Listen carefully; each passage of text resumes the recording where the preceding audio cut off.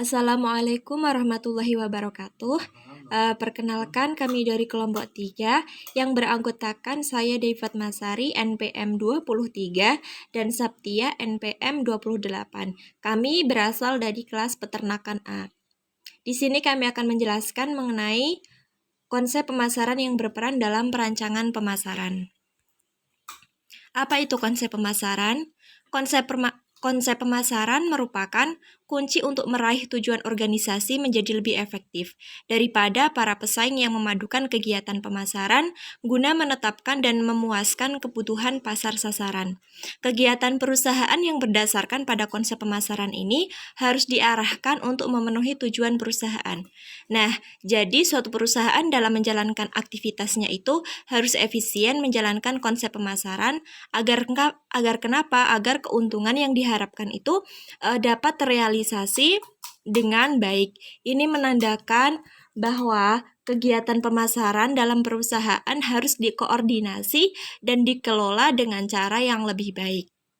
Selanjutnya ada falsafah konsep pemasaran ini bertujuan memberikan kepuasan terhadap keinginan dan kebutuhan konsumen. Nah, secara definitif dapat diartikan bahwa konsep pemasaran ini adalah falsafah bisnis yang menyatakan bahwa pemuasan kebutuhan konsumen merupakan syarat ekonomis dan sosial bagi kelangsungan hidup perusahaan. Baik, selanjutnya di sini kami akan menjelaskan tentang konsep pemasaran. Konsep pemasaran di sini itu terbagi menjadi 5 hal, yaitu yang pertama konsep produksi. Apa itu konsep produksi? Nah, menurut M. Fuad di sini itu konsep produksi adalah konsumen akan menyukai produk-produk yang terjangkau oleh kemampuan mereka. Konsep produksi ini merupakan alternatif yang tepat bila menghadapi dua macam situasi, yaitu situasi yang pertama bila permintaan akan suatu produk melebihi pasokan. Nah, yang kedua itu bila biayanya itu tinggi. Karena manajemen perlu berkonsentrasi pada peningkatan efisien produksi dan efisiensi distribusi. Nah, saat situasi pertama ini, bila permintaan akan suatu produk melebihi pasokan, sehingga perlu diupayakan peningkatan produksi dari si produsen tersebut. Nah, situasi yang kedua di sini adalah bila biayanya tinggi. Nah, situasi di sini itu memungkinkan bahwa produksi itu perlu diturunkan sambil melakukan perbaikan produktivitas. Jadi perusahaan itu yang menggunakan konsep ini itu berpikir bahwa barang maupun jasa yang dihasilkan harus murah sehingga dapat dibuat kapan saja dan di mana saja agar tidak terjadi masalah dalam penjualan. Seperti itu. Lanjut ke yang konsep kedua, yaitu ada konsep produk. Apa itu konsep produk? Nah, konsep ini itu berpegang teguh pada anggapan bahwa konsumen akan menyenangi produk yang menawarkan mutu, penampilan, maupun keistimewaan dibandingkan produk sejenis.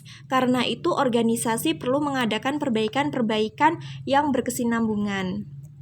Jadi pada konsep ini itu perusahaan itu menggunakan konsep yang mereka percayai bahwa kualitas barang maupun jasa yang dihasilkan perusahaan itu haruslah bagus sehingga dapat menarik perhatian konsumen. Nah, contohnya itu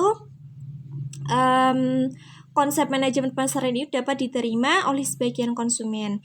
Namun tidak boleh dilupakan adalah kualitas yang bagus. Jadi selain menarik perhatian konsumen, juga kualitasnya itu harus bagus, seperti itu. Kualitas bagus di sini juga akan mempengaruhi tingkat harga dari produk tersebut. Sedangkan bagi sebagian konsumen itu harga murah masih menjadi tujuan utama untuk membeli barang. Contohnya, salah satu strategi pemasaran yang bisa diterapkan jika ingin menyasar konsumen menengah bawah. Jadi kita harus menyesuaikan produk tersebut terhadap sasaran apa yang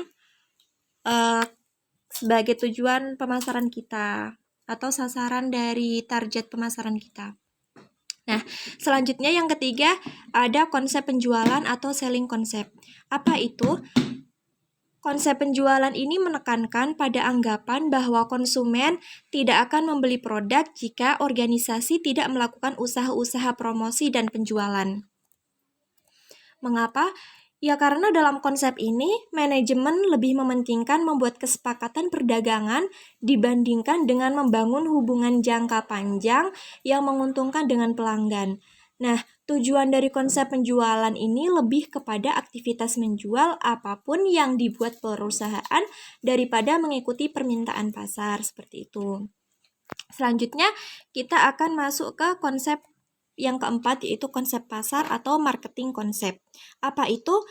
Ya, konsep pasar di sini itu berkeyakinan bahwa kunci untuk mencapai tujuan perusahaan meliputi usaha perusahaan untuk menjadi lebih efektif dari para pesaing dalam hal menciptakan, menyampaikan, serta mengkomunikasikan kepada pasar sasaran yang ditetapkan nilai manfaat bagi para konsumen.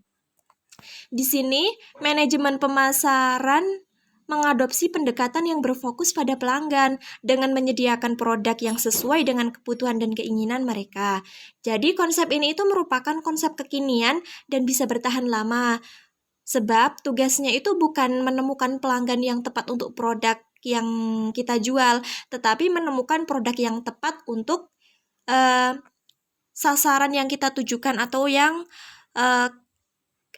bagi para konsumen, seperti itu. Nah, konsep yang kelima atau konsep yang terakhir yaitu konsep pemasaran sosial atau societal konsep. Apa itu?